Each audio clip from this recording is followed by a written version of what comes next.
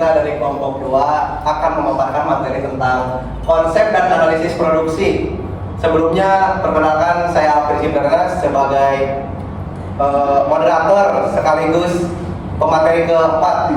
Dan di sini ada saya Liana Sipolsa Ida sebagai pemateri kelima. Saya Iknana Nurmuna Azhar Khalija sebagai pemateri pertama. Saya Rifa Nurul Aziza sebagai pemateri ketiga. Saya Gias Nurmadiri Janatan sebagai materi kedua. Oke, langsung aja kita akan memaparkan materi pertama.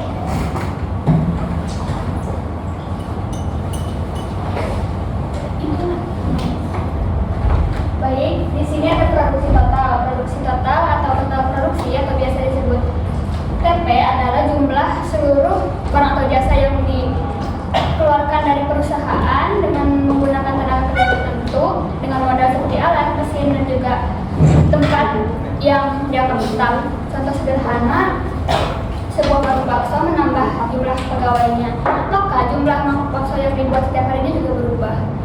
Fungsi dari produksi total adalah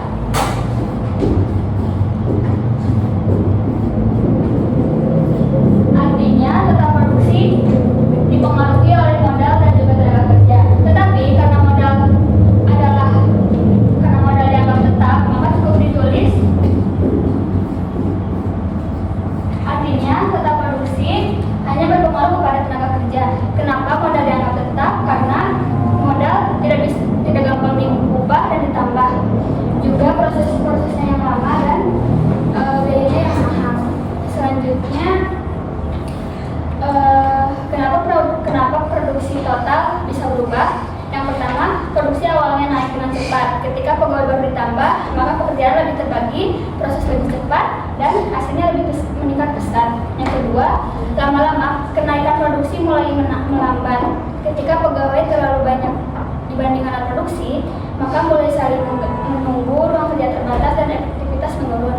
Yang ketiga, jika tenaga kerja terlalu banyak, produksi bisa turun. Contoh, dapur sempit tapi pegawai 10 orang, maka berdesakan dan pekerjaan tidak akan efektif. Selanjutnya ada kurva.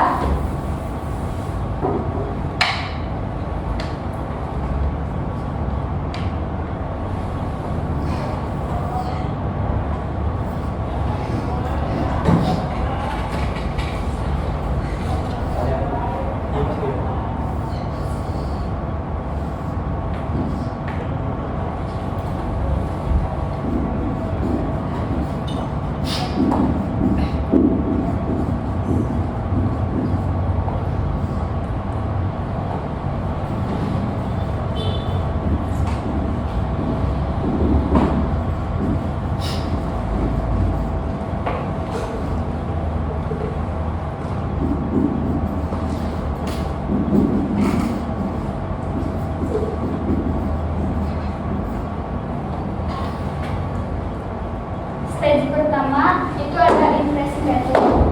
Di sini kurvanya menaik curam, artinya produksi total menaik dengan cepat karena tenaga kerja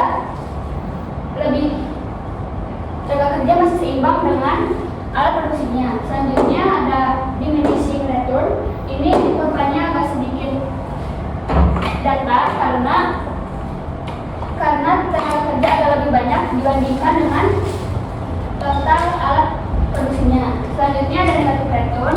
Ini kurvanya menurun karena tenaga kerja lebih banyak daripada alat produksinya. Selanjutnya ada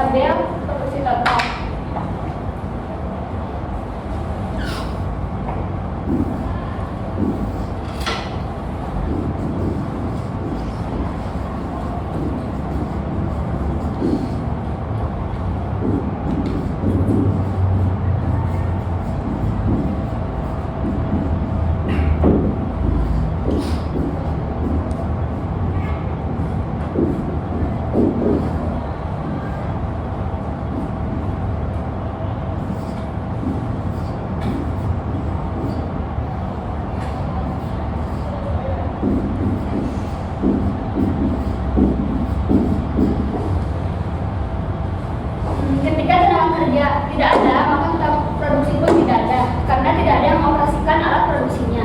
Selanjutnya, tenaga kerja bertambah 1, maka total produksi pun bertambah, karena ada yang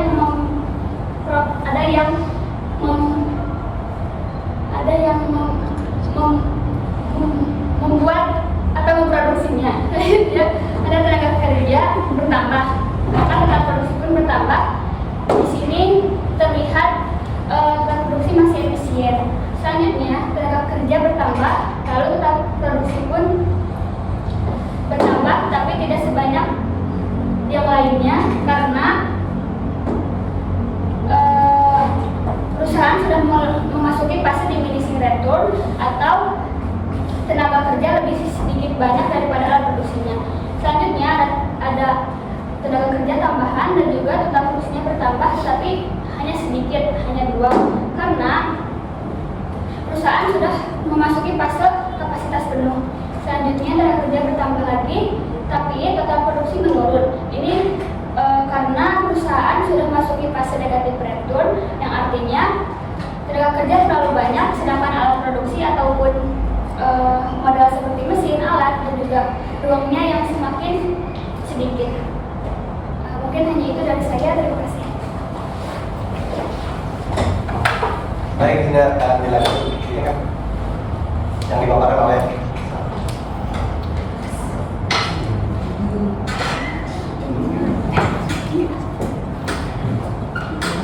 ini 2 atau 5? 2 bukan? Tapi ya.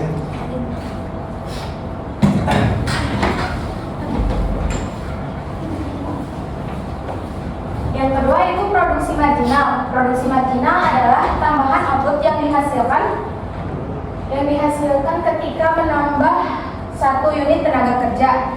Nah, dari produksi ini memiliki 3 hal penting, diantaranya ada fokus pada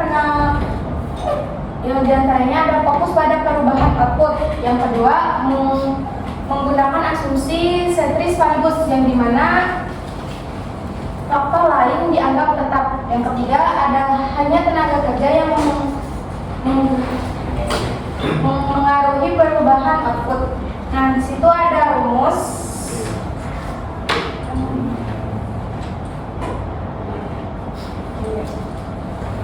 yang dimana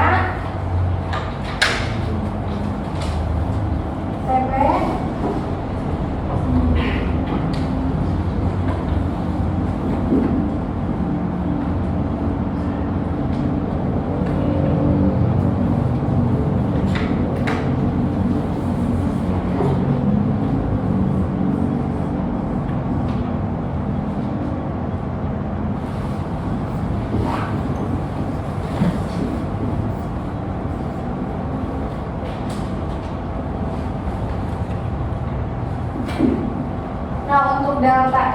untuk rumusnya yaitu MP sama dengan delta TP dibagi delta L. TP ini adalah total produksi dan L ini jumlah tenaga kerja atau buruh. Nah, kita ambil dari misalkan tenaga kerjanya yang 4. Nah, delta TP-nya itu total produksinya kan yang 4 itu 48. Dikurangi yang sebelumnya yaitu 40 dibagi si total tenaga kerja, yang dimana 4 dikurangi 3 sama dengan 48 dikurangi 40 yaitu 8. Dan yang bawahnya yang buruhnya itu 1 sama dengan. Jadi total produksi marginalnya yaitu 8.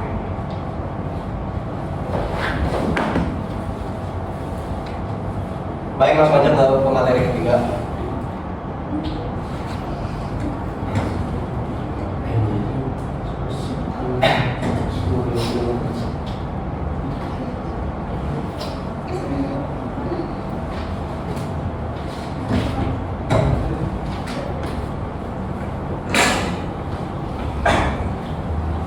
Oke, di sini saya akan menjelaskan produksi rata-rata.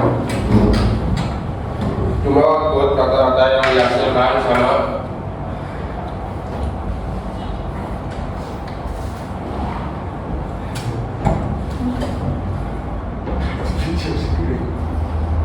jumlah output rata-rata yang dihasilkan setiap tenaga kerja. Inti dari produksi rata-rata ini adalah rata-rata hasil produksi untuk setiap tenaga kerja. Sini ada rumus.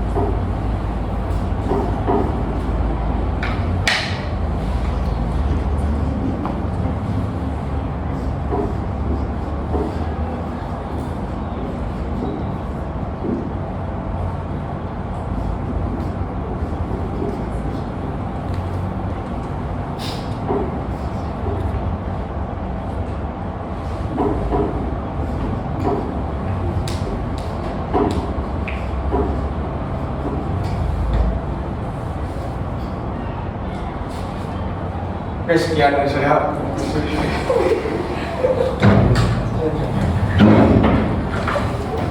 Baik, di sini saya akan mengungkapkan materi keempat tentang siklus tahapan produksi. Di sini ada 5 tahapan dan saya akan langsung saja mengungkapkan dari tahapan pertama. Tahapan pertama itu adalah planning. Tahap awal untuk menentukan apa yang akan diproduksi seperti jumlahnya berapa atau biayanya berapa, desainnya seperti apa, dan bahan baku yang dibutuhkan. Setelah tahapan planning, ada tahapan routing atau pengarahan alur, mengatur urutan proses produksi dari mulai bahan baku, pembuatan, finishing, pengecekan kualitas, hingga ke barang siap dikirim. Setelah proses routing, ada tahapan scheduling atau penjadwalan.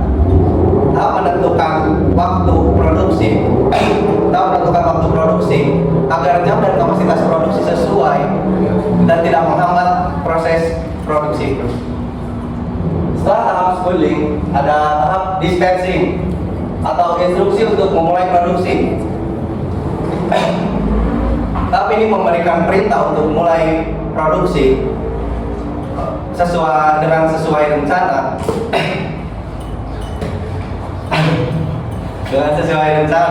dan alur dan jadwal agar hasil tepat waktu atau sesuai target.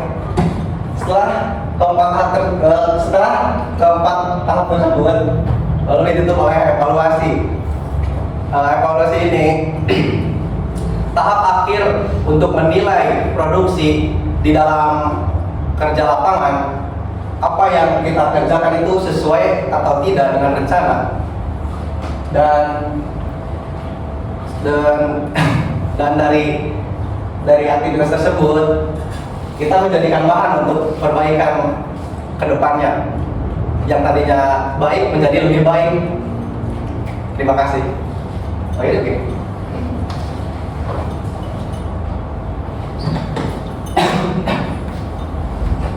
Selanjutnya ada analisis tingkat produksi maksimum dengan pendekatan isokuat dan isopas. Yang pertama ada pengertian isokuat. Isokuat adalah kurva yang menunjukkan kombinasi antara tenaga kerja yang ditandai dengan L dan modal yang ditandai dengan K, yang menghasilkan tingkat output yang sama.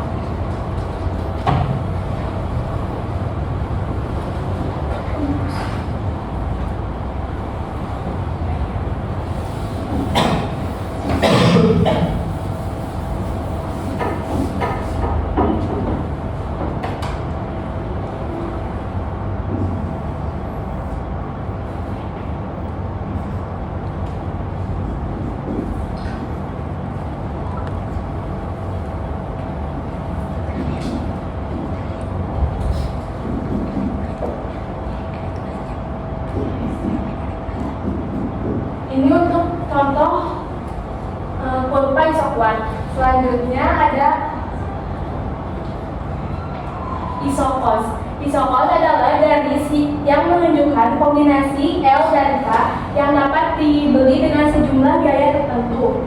Untuk mencari garis tersebut dapat menggunakan rumus C sama dengan W L plus LK, yang artinya C adalah total biaya, L biaya modal, dan W upah tenaga kerja. Selanjutnya adalah produksi maksimum. Produksi maksimum ini tercapai saat isokua tertinggi menyinggung isokos dengan syarat perbandingan produktivitas input sebanding dengan perbandingan harga input.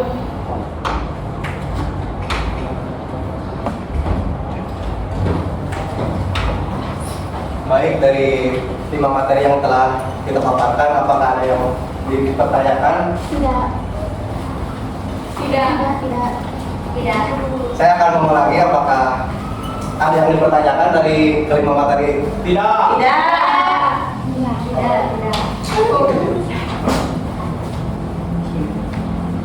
Baik, karena tidak ada yang dipertanyakan, maka kita akan menutup.